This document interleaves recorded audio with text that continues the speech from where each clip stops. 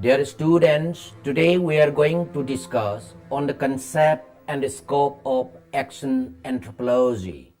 First, let us have the introduction.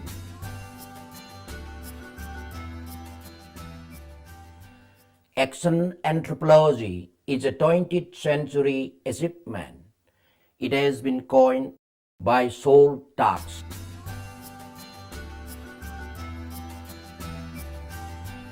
According to him, an action anthropologist is to study the process of change in the society. In the United States, the earliest anthropologists who were considered as, quote, government anthropologists, unquote, concerned themselves with economic and political studies.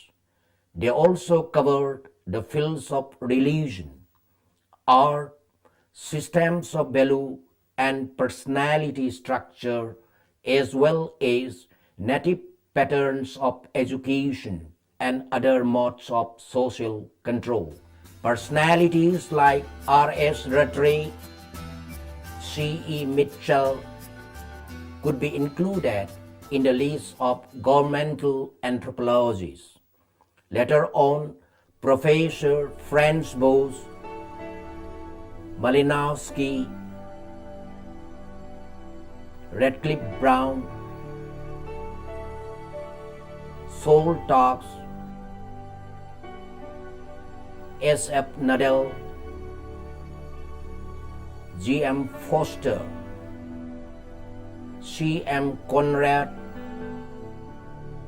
M.J. Herskovits, Ivan Spritzer, Fritz Egan, A.L. Grover, C. Clacon, R. Linton, D.G. Mandelbaum, E. Shafir, L. White, Edward J. are amongst the frontline anthropologists who devote their attention to the applied as well as action field.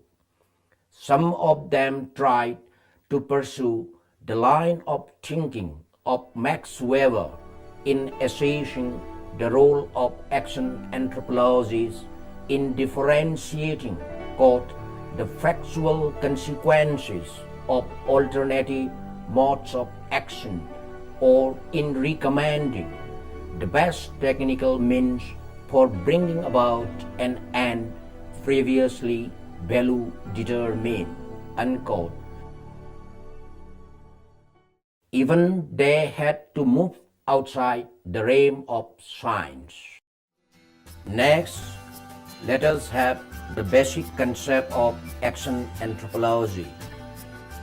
Saul Tarx proposed the term action anthropology in 1958. The action anthropologists involve themselves intimately with the anthropological problems. It pursues their studies in a context of action. In such a study, the distinction between the pure research and the applied research generally disappears. The anthropologists accept a problem as their own and proceed through trial and error method. An action anthropologist is not in the habit of blaming others. Rather, he rectifies his own strategy and procedures. He carries on the same task with fresh vigor. He does not forget to follow up the whole procedure from time to time.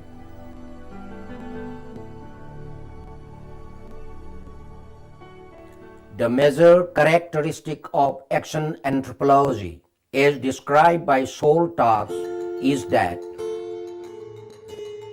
while one is studying the anthropological problems, he pursues it in a context of action. He would not keep himself as a mere observer, but he involves in solving the problem. Saul Tarsk also mentions that the action anthropology issues pure science. Further, he says, quote, "For one thing, his work requires that he will not use people for an end not related to their own welfare. People are not related rats and ought not to be treated like them. Not only should we not hurt people, we should not use them to the degree that the results are eminently useful to the community and easily outweighs the disturbance to it."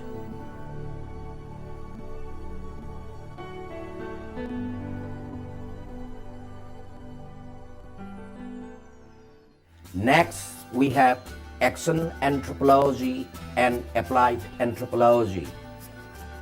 Professor Edward J. admits that he himself is not completely familiar with the differences between action anthropology and applied anthropology, which are generally thought to be, quote, two parallel but somewhat different schools of thought, unquote.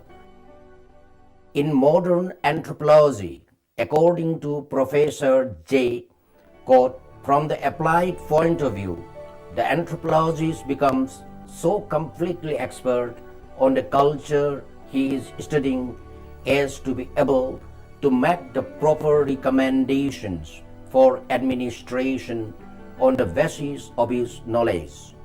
Of course, to some extent, this must always be true, but action anthropology adds another dimension to this point of view," unquote.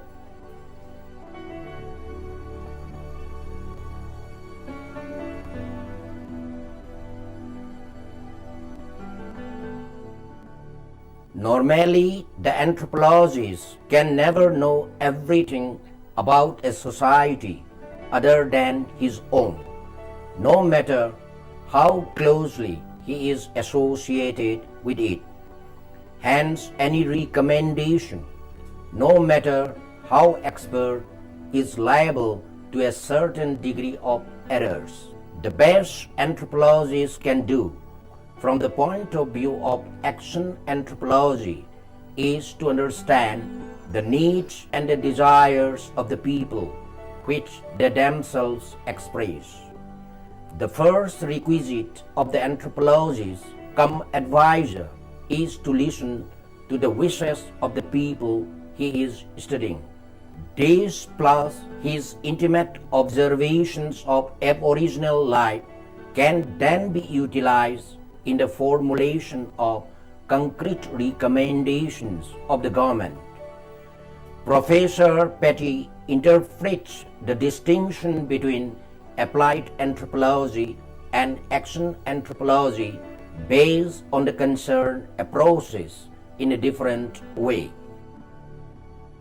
Quote, "Applied anthropology tries to move back and forth between value interest and disinterested consideration of relevant fact.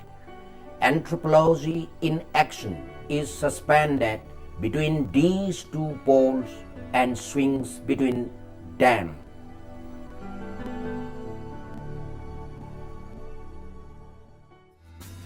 Now let us move on the scope of action anthropology. Action anthropology is a branch of anthropology that extends its hand to help a group of people to solve a problem and learn something in the process. An action anthropologist is and must be a theoretical anthropologist, not only in background but also in practice. In their professional role, they can point out the factual consequences of alternative modes of action or recommend the best technical means for bringing about an end previously value determined.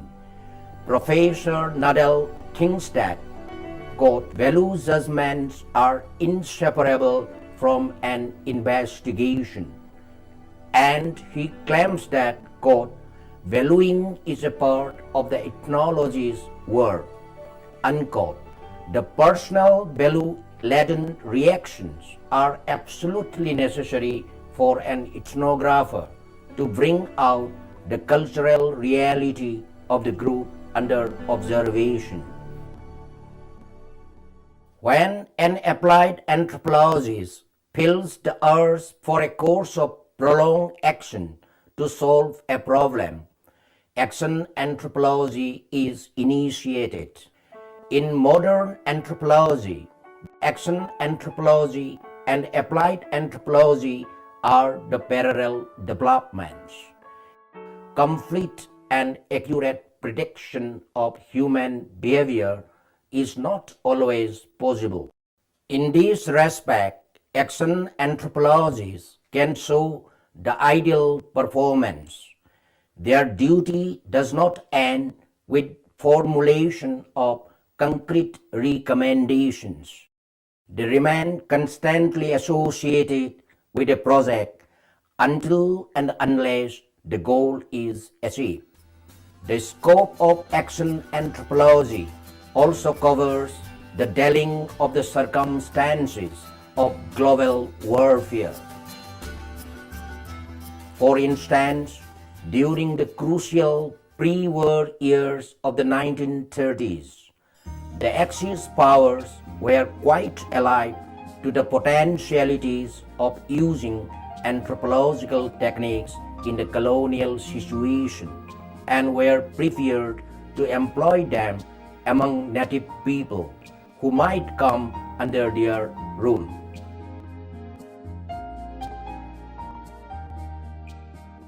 They established anthropological training centers for further colonial rulers, quote, in which ethnology and comparative linguistics had a prominent place, unquote. The physical anthropologies were also brought into the arena of public debate, as in Germany, especially during the racist dogma of the Nazi political creed. Next, we have the limitation of action anthropology. The misuse of anthropological findings by those who control power at that time was a matter of deep concern of action anthropologists. Similarly, the research findings of physical scientists were utilized for destructive rather than constructive purposes, which pose serious problems before human society. This threat continues even now. As for the basic contribution of anthropology to our knowledge of man and his works, there is little argument except even questions of method and theory. All who accept the fundamental postulates of science and admit the need for scientific analysis of all aspects of the natural world and human experience in it take this for granted. That anthropologists have not studied more people or have not encompassed in their research a greater range of cultures and problems inherent in their study is a matter of lack of available personal problems. That the efforts of anthropologists have been effective is apparent in the steady development of the resources of the discipline.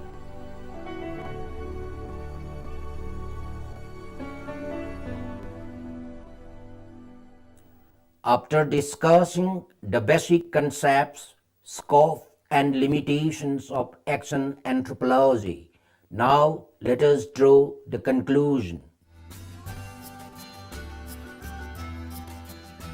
Action anthropology can function only in an independent manner and in institutions where an action anthropologist can combine both action and research. An action anthropologist, as a social doctor, combines in himself the responsibility for diagnosing the disease, prescribing the medicines, following up treatment, changing the prescription if need arises, and finally bringing about health and happiness in society. An action anthropologist cannot separate anthropological theory from its problems and programs. So, action anthropology is all of these together.